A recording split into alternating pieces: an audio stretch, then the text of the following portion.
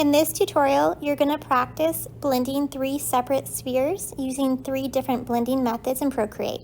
So go ahead and click on Procreate, and in the top right hand corner, click on the plus sign. You're going to choose your canvas size. Let's go ahead and click just the top screen size. You're going to go ahead and create your first sphere by clicking on the S tool at the top menu bar.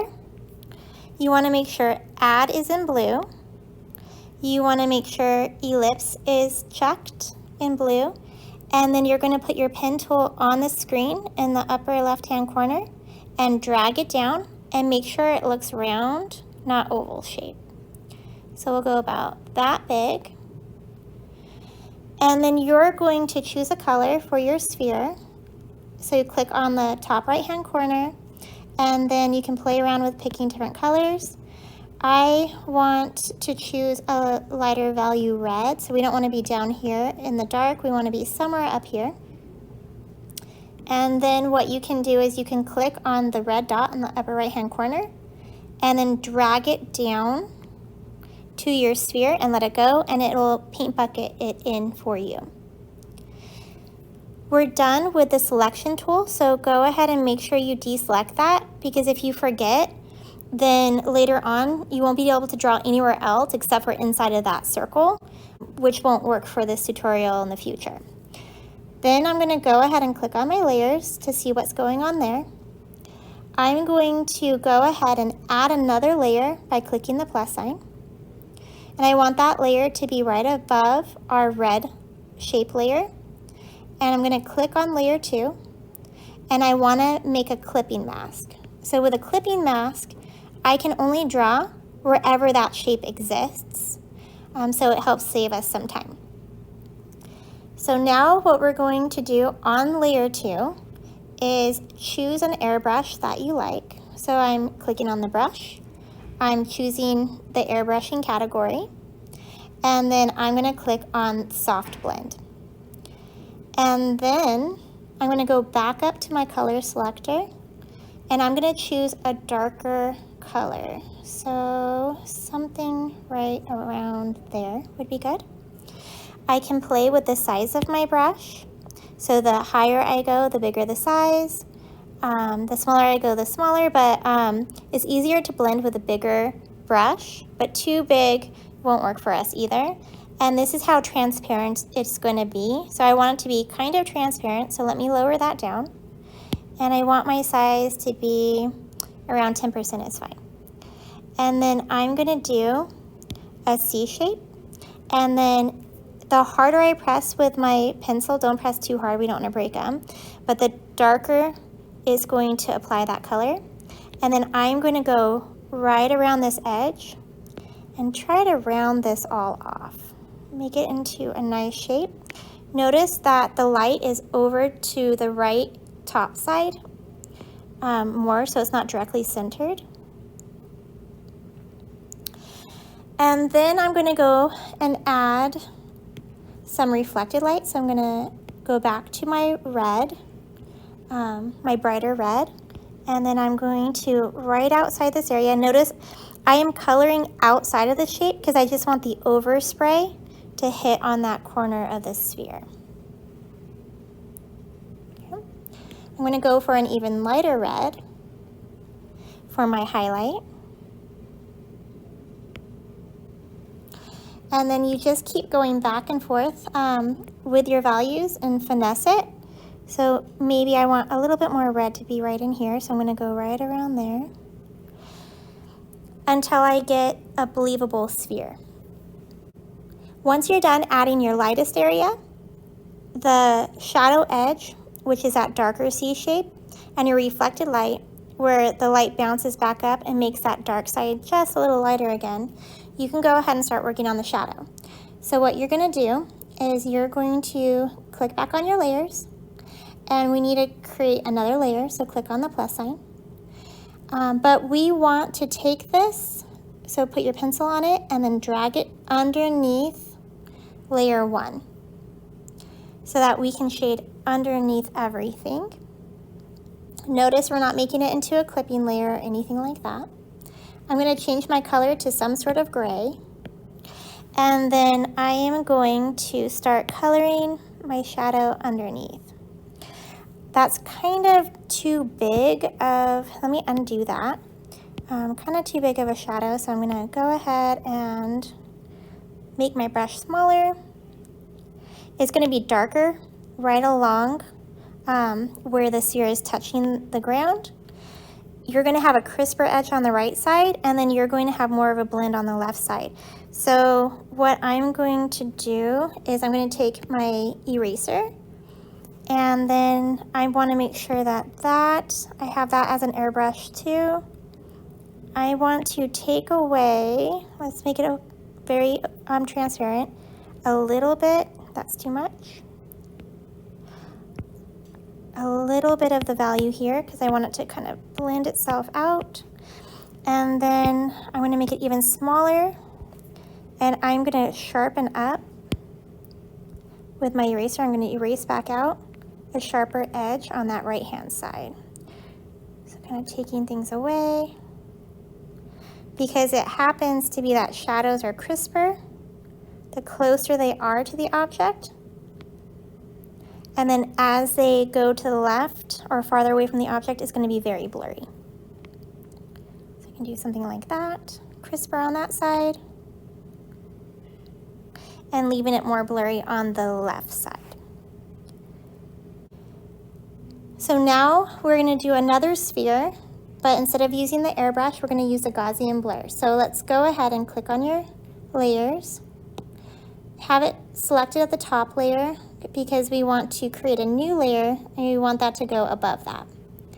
If for some reason the clipping mask is clicked on this, we don't want it to look like that with the arrow, unclick it.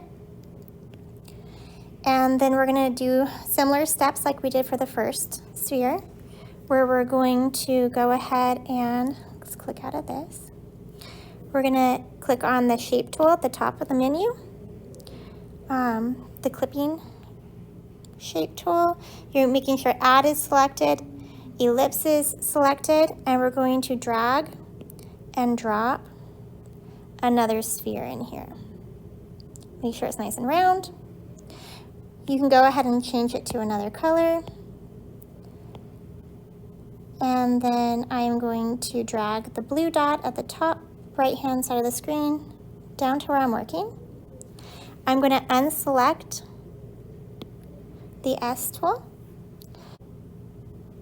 Then I'm going to go ahead and choose a brush that isn't so fuzzy so you can see the differences. I'm going to go ahead and choose this hard edge brush. And then I'm going to go back to my layers and add a clipping layer because I only want to work inside of that shape. So I added another layer. I'm clipping it, clipping mask, to my blue shape I just created. And then I'm changing my value. I'm going to do my shadow edge, which is a darker value. So I'm choosing something darker. I'm making my brush a smaller size. Let's see. And this is going to look really bad. So there we go. That's my shadow edge. I'm going to choose a lighter blue. I'm going to add that on there. That's my light side. And then I am going to this time go to the magic wand at the top of the menu, and I'm going to click on Gaussian blur. I'm going to put my pencil down on the middle of the screen, and I'm going to slide it to the right, and then that's how you get a blur. So you can keep sliding it as blurry as you want it to be. I think that looks pretty good. Gaussian blur is good for large overall blends. It's not good for small blends and detail work. Now I'm going to work on the shadow. So I'm going to click on my layers. I'm going to add another layer. Make sure it doesn't say clipping mask. I'm going to drag and drop it underneath my blue dot. If that clipping layer reappears, I'm going to click on it and get rid of it. Otherwise, it's going to only let me shade in whatever it's clipping to. So no clipping layer on there. Change this to some sort of gray. You can play with the size of your brush. Okay, so go back again. Add my shadow. Go back to the magic wand, Gaussian blur. Pencil down and then slide it to the right to get it to blend out. Now we're going to do our final blend using the smudge tool. So we're going to go ahead and go to layers, click on the whatever layer is on the top, add a layer because we want it to end up going to the top, and then follow the similar steps that you're used to. Click on the S in the top menu, drag and drop your last sphere, make sure it's round, change your color,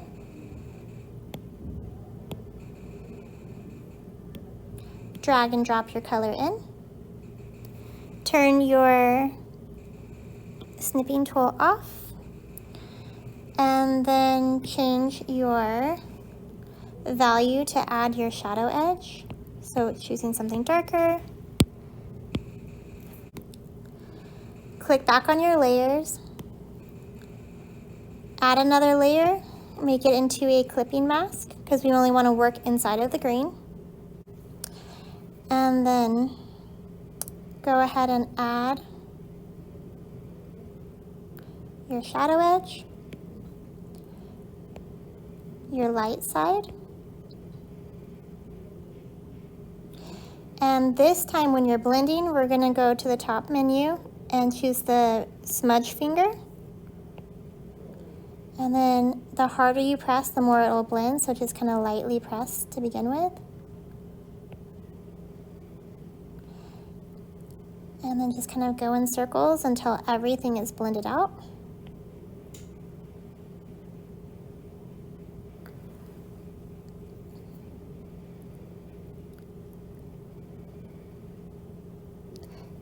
If you mess up, you can undo, or you can use the brush again and apply more value. Then go ahead and go back to your layers, add another layer, drag it down below your green circle. Make sure it didn't become a clipping mask, so undo that. Choose something gray.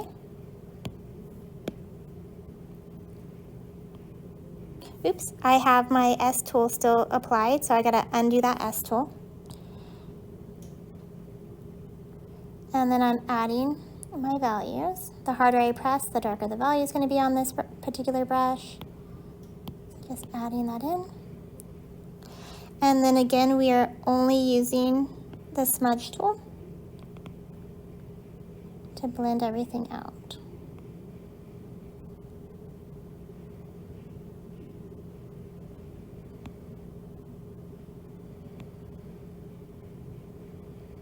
Kind of like it to be more crisp on the front side, so I might use the eraser tool to kind of crisp that up.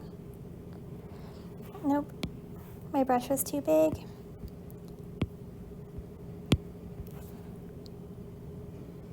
So sharpen up the front side.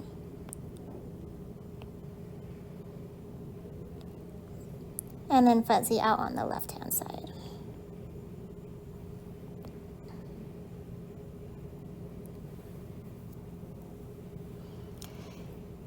After your 3 spheres are done using the 3 different blending methods, I want you to go ahead and start practicing with different line quality of different brushes. So you know what an airbrush is like, but try out some of the drawing or sketching or inking pens. I like syrup.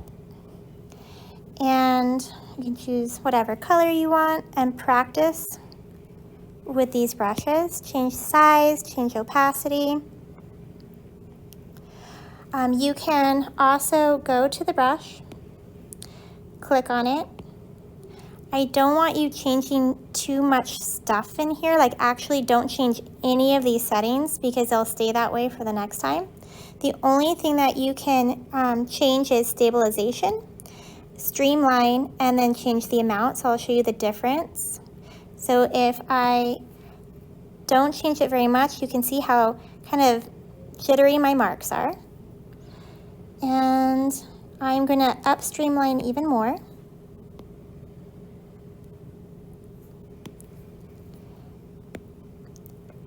And then it smooths out my lines as I draw.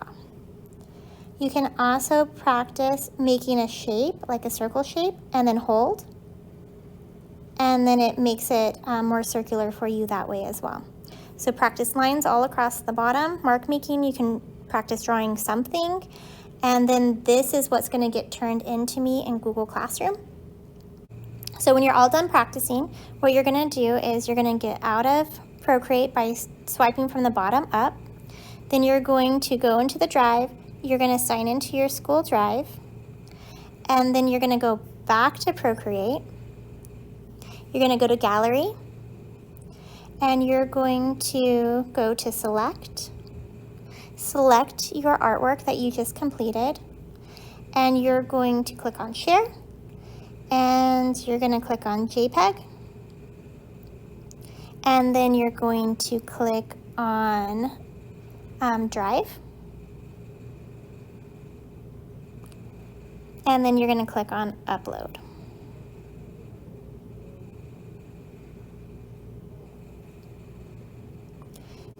Then you're going to go to Google Classroom and submit that JPEG for a grade. And the very last thing you want to do is make sure that you sign out of your drive. So you can click on Drive up here again. And you're going to click on your image, and then you're going to sign out.